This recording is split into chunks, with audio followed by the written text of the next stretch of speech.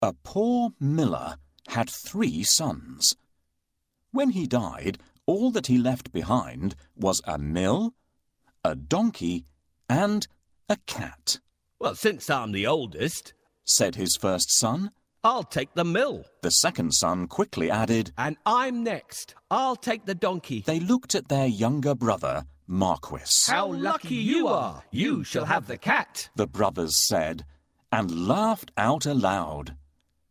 The poor fellow shook his head as his brothers left. It was not fair at all. "My brothers can make a fine living with a mill and a donkey, but what about me? I'm stuck with Puss," said Marquis, wringing his hands in despair. Puss had been listening. He stretched and yawned loudly.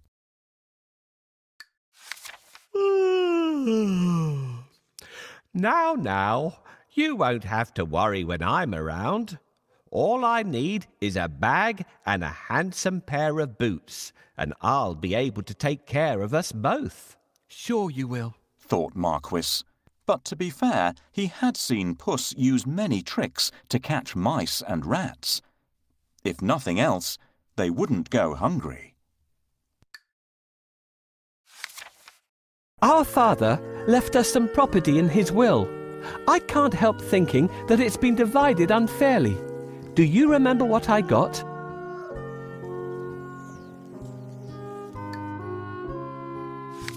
Soon the cat was given his own pair of boots and the new bag that he had asked for. The boots fitted him perfectly, and he looked very smart. Puss packed a juicy cabbage and some bran in the bag, and slung it around his neck. He polished his whiskers and set out. Puss headed straight to a spot where there were plenty of rabbits. He had a great plan in mind. Puss opened the bag wide and hid behind a tree. Soon a rabbit came hopping by. He saw the cabbage and leapt straight into the bag. Whoosh! As quick as the wind, Puss grabbed the bag and tied it closed with a piece of string. With the rabbit in his bag, Puss walked straight over to the king's palace. He bowed low and presented him with the rabbit. "Your Majesty," said Puss in Boots in a royal voice, "this humble gift comes from my master, Lord Marquis of Carabas." This was a fancy name that Puss had chosen for his master. "What a thoughtful gift," said the king, who loved roasted rabbit. The next time, Puss managed to catch a brace of partridges and took them once again to the king. "This is wonderful. Tell your master I'm very pleased," said the king, who loved partridge stew even more. This went on for 2 months. Puss was becoming an expert at catching game, and the king was getting plumper. "First, I need a bait for the rabbit. What do you think rabbits love to eat?"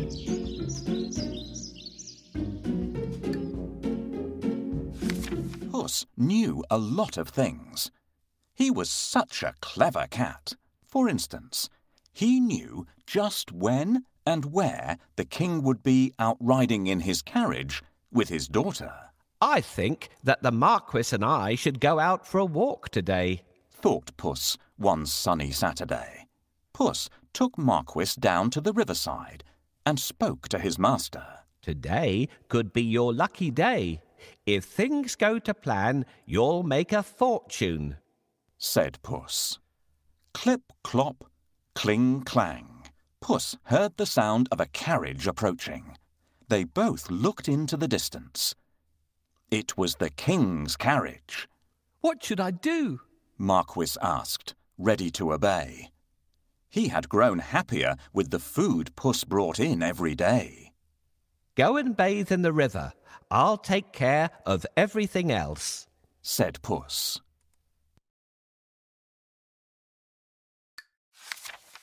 Is that all? Cried Marquis. He pulled off his clothes and jumped into the river at once. Splash! Quickly, Puss hid his master's clothes behind a rock. Help! My master is drowning! Somebody save him! Puss wailed. He was trembling from head to foot. The king recognized Puss at once. He remembered all the lovely meals he had enjoyed thanks to the cat. The king jumped out of his carriage. Go and save him, quickly, the king said to his servants. Puss said to the king, Your Majesty, some nasty thieves have stolen my master's clothes. Is that so? Don't worry. I'll find a suit for him, said the king. He ordered one of his servants to fetch some fine clothes. Soon Marquis was pulled out of the water, and the king's servant handed over a handsome suit for him to wear. As soon as Marquis put on those clothes, he looked just like a prince. He stood tall and handsome, and smiled shyly at the princess. Surprise, surprise, the princess fell head over heels in love with Marquis.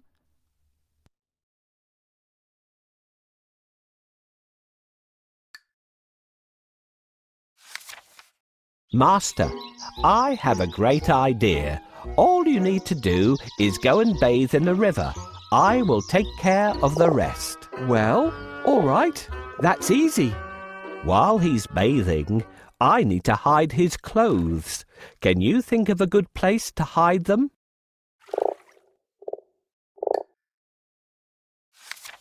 Puss grinned. Things were going just as he had planned. But he had more work to do. If you will excuse me, I'll go and make suitable arrangements to receive our king at the castle, Puss said. Marquis was puzzled because he didn't live in a castle. But he kept quiet. Puss ran ahead and met some men mowing the fields. My good fellows, stop your work and listen. The king is coming this way, and you are all in grave trouble. The only way to save yourselves is to say that these fields belong to the Lord Marquis of Carabas, Puss announced. The mowers looked at Puss in surprise. They were scared. This Lord Marquis must be very powerful, they thought. They agreed to do exactly what the cat said, to save themselves. Puss went ahead and saw some men and women reaping grain in a field. My good fellows, you can reap later, but listen to me now. The king is coming this way, and he'll make mincemeat of you unless you say that these fields belong to the Lord Marquis of Carabas, Puss announced. The reapers were very puzzled, but they definitely did not want to become mincemeat. They promised to tell the king that the fields belonged to nobody but Lord Marquis of Carabas.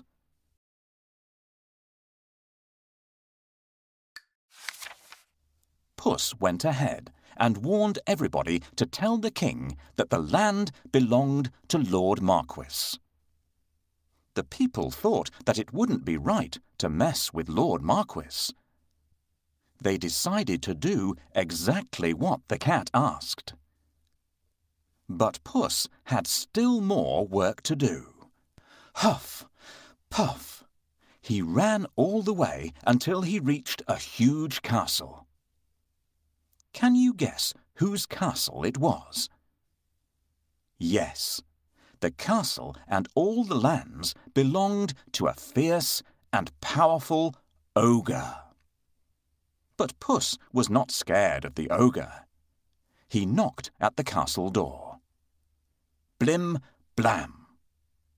2 guards opened the door. "I'd like to pay my respects to your mighty master," said Puss. The guards knew that the ogre loved anybody who admired him.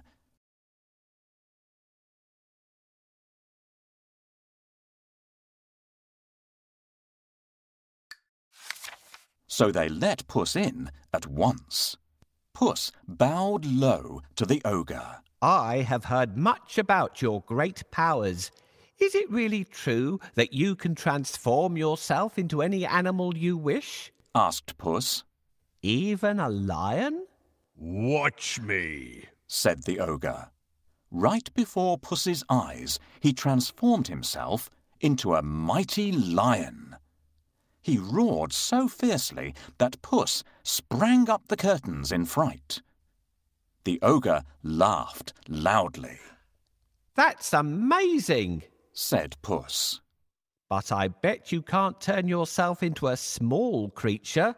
That's the most difficult thing in the world." "I can," said the ogre. No, it would be impossible for a mighty ogre to turn into something like, for instance, a mouse?" said Puss. "Oh, really?" asked the ogre, snapping his fingers. Boom! The ogre became a tiny mouse and scurried across the room. Quick as lightning, Puss pounced on the mouse and ate it in one gulp.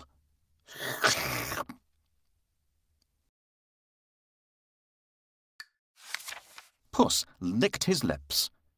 He clapped his hands 3 times and summoned all the people living in the castle. "The ogre is no more," Puss announced. "Will you accept Lord Marquis of Carabas as your master? He is kind and just, good and generous." The guards, maids, cooks, servants, and everyone else in the castle looked at Puss in surprise. But they nodded at once. They had never really liked the ogre anyway. Puss ordered everyone to prepare a feast for Lord Marquis and his very special guest, the King himself.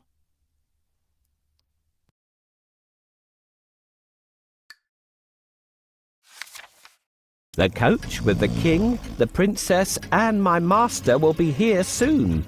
I have to wake up the ogre right away." Meanwhile, the king travelled through the countryside, speaking to the people. He was very surprised to learn that almost all the land around him belonged to the young man by his side.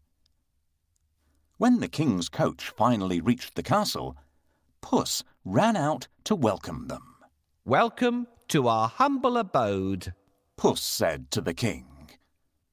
The king gulped. The castle was bigger and even more stunning than his own. Puss led them straight to the huge dining hall. The table groaned with the weight of roast chicken, rabbit stew, mince pies, smoked duck, and hundreds of other dishes. The king was in 7th heaven. After eating the great feast and sipping the finest wine he had ever tasted, the king said, "My dear Lord Marquis, I'd be delighted if you would marry my only daughter."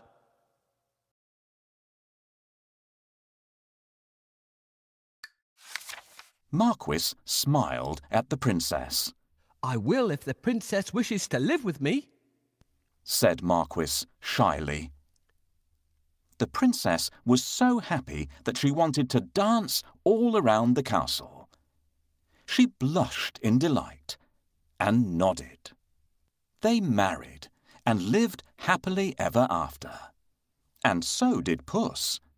because loyal Marquis made him a lord of the castle. Puss enjoyed great feasts every day, and did not go after rats or mice any more, except now and then, when he wanted some fun.